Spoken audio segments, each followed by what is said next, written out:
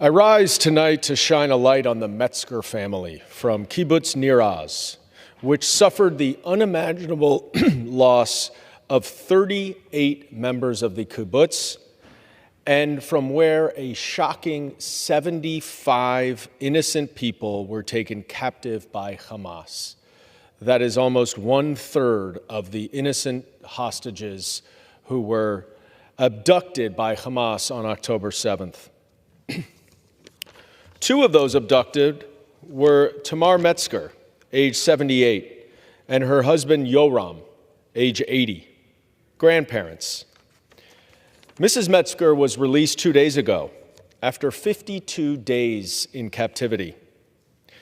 My family had an opportunity to spend some time with the Metzger's son, Nir, and his two children, Ron and Omer, this week in New York.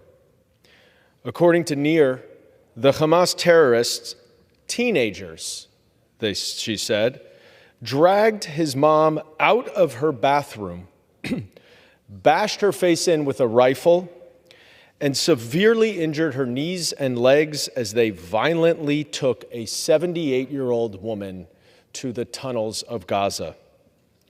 And in Gaza, both Metzgers were kept in a tiny, dark, and moist room in an underground tunnel where there were 12 mattresses on the floor for the two of them and 10 other hostages from Kibbutz Nir Oz. There was essentially nowhere for them to walk or move.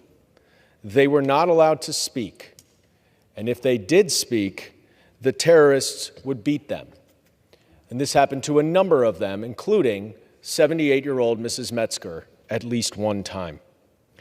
Yoram remains held captive in that dank darkness underground, unable to move, unable to speak, under constant fear of being beaten by the Hamas terrorists. We cannot allow another day to go by before these innocent civilians are released back to their homes in Israel.